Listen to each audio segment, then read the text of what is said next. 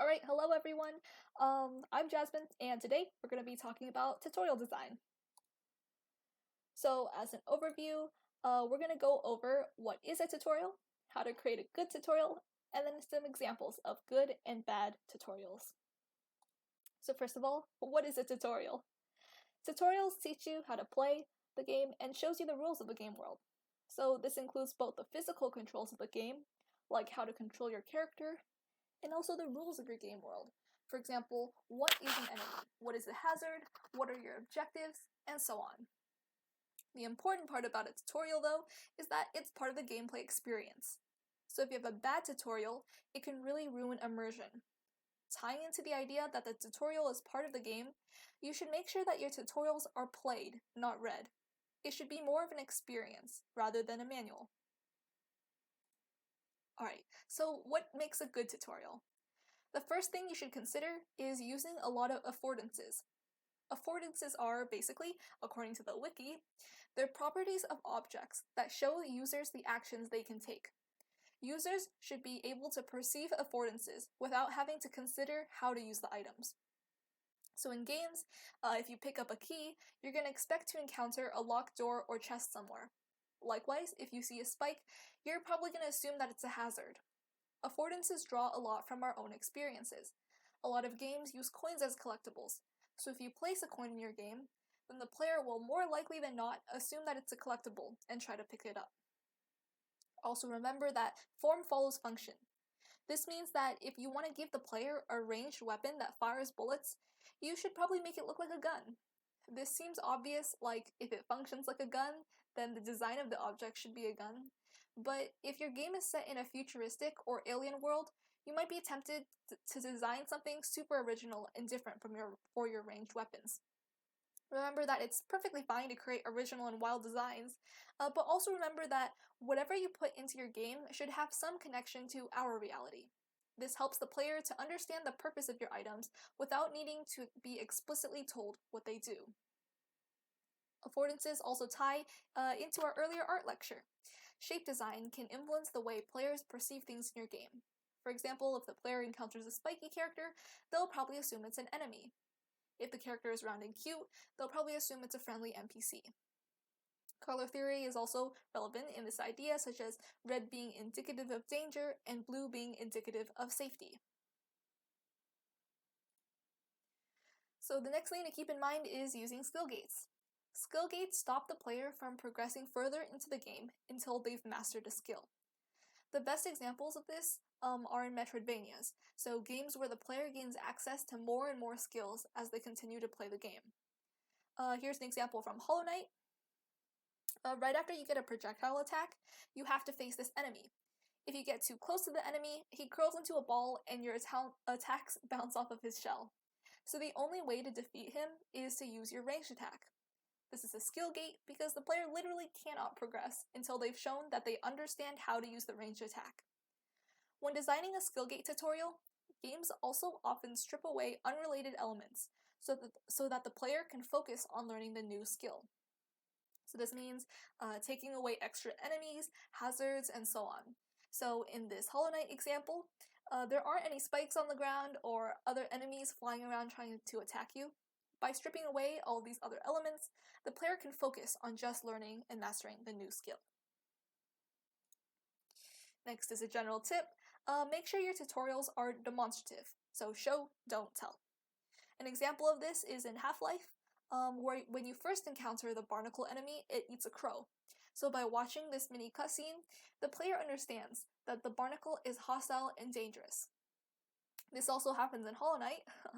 In the first few minutes of the game, you have to walk under a stalagmite, which falls when you walk under it. Coincidentally, there's also a flying enemy in the room. So what happens is that when you walk under the stalagmite, it coincidentally falls on top of the enemy, killing it. So this teaches you that stalagmites fall when you walk under them, that they're dangerous and can deal damage, and also that hazards in the game and hazards in the environment can affect enemies as well. So without using any explicit text, Hollow Knight teaches you all of these things about how the game world functions. Moving on, there are also trial and error tutorials. These tutorials are basically when you let the player fail and learn. So in this example from Inside, the game is trying to teach the player that spikes are dangerous. If the player doesn't understand this and dies on the spikes, they can try again after respawning. This method can be risky because failure isn't enjoyable, right? So if you do this, make sure that the setback is minimal. And people usually do this by setting the spawn point near where the player died. So it's very easy to get back to your previous location. And then we have context-sensitive tutorials. These are tutorials that give help to players only if the player can't get past within a certain time frame. So in Hollow Knight, you're supposed to break the wall with your weapon, but if you don't break the door within a certain time limit, the game helps you out by giving you this bit of text that hints that you should attack it. So this text only shows up if the game detects that you're struggling. And lastly, a few general tips. Don't front load. Don't front load your tutorial. Front loading is basically when you dump all the information about your game onto the player in the very beginning. This is bad because the player will either forget the information or get bored and skip it entirely. So here we have a screenshot from a streamer's life. So there's so much text on the screen that you can barely read it. Now, I don't know about you, but I would definitely just skip all the text because I didn't boot up this game to read, right? The better way to do this is to introduce mechanics as they appear. That way, the player has all the relevant information that they need at their current progress. For more general tips, tutorials should also be skippable. If the player doesn't need the tutorial, or maybe they've played the game before, don't put them through a 5-minute cutscene every time they start a new game. Tutorials should also be accessible at any time, just in case you forget the controls. A lot of times I start playing a game, but then put it down for a month, and then when I come back to it, I have no idea what's going on. And I have to go online to look up the controls and walkthroughs to figure out what to do next. So avoid this situation by making your tutorials accessible even after the game has started. Breath of the Wild is a good example of this. You can access the screen at any point of the game, and it tells you what each of your runes does, just in case you forget. Alright, now a little mini case study into an example of really good tutorial design. This is Mario's first level, so right off the bat, you can see that Mario starts off right here with a lot of empty space to his right. This allows the player time to mess with the controls and get familiar with them. The fact that Mario is on the left side of the screen also tells the player that the goal of the game is to move right. So consider this. If Mario spawned in the center of the screen, the player wouldn't know where to go. But since Mario's on the left, the player intuitively knows to move right. The game doesn't give any information or any explicit text telling you the objective. You instinctively just know, and that's a sign of a good tutorial. And then when you start moving right, you encounter your first enemy, the Goomba. The only way to get past the Goomba is to jump. And if you fail to jump, you'll hit the Goomba and die. But that's okay, because you respawn just a couple of inches away from where you died. This is a good example of a trial and error tutorial, because even though the player might die several times trying to figure out how to get past the Goomba, the consequences of failing are very light. This is also a skill gate tutorial, because the player will not be able to progress until they've learned how to jump. Alright, now that we've seen an example of good tutorial design, how about some bad tutorial examples? So right here, I'm sure a lot of you are familiar with this screenshot.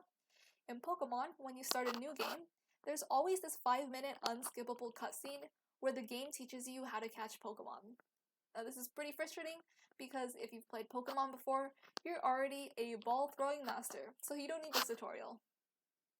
Another example of bad tutorial design is Monster Hunter. So as the name suggests, Monster Hunter is a game about hunting large monsters. But the first tutorial in the game is always a fetch quest where you have to collect herbs. This is a bad tutorial because it's not very indicative of the rest of the game experience. And imagine you're booting this game up expecting to hunt some monsters, but you get saddled with 30 minutes of collecting grass instead.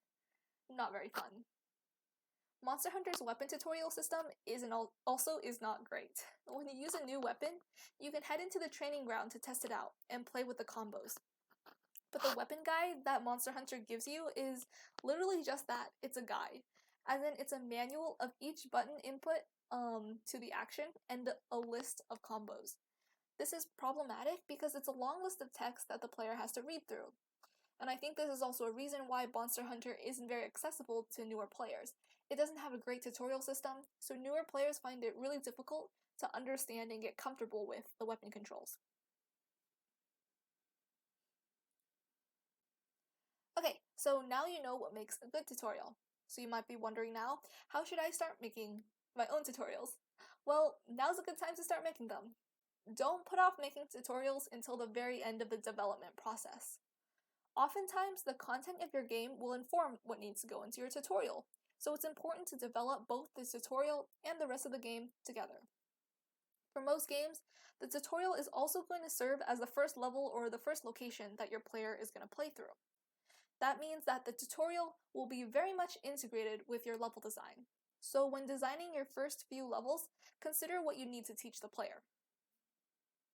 Playtests are also a great way to figure out what needs to go into your tutorial.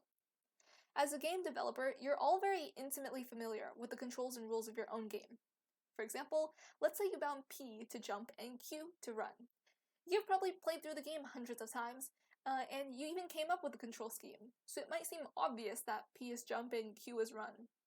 But for someone who has never played your game, these controls probably aren't intuitive at all. Now this is a pretty extreme example, but the same idea applies.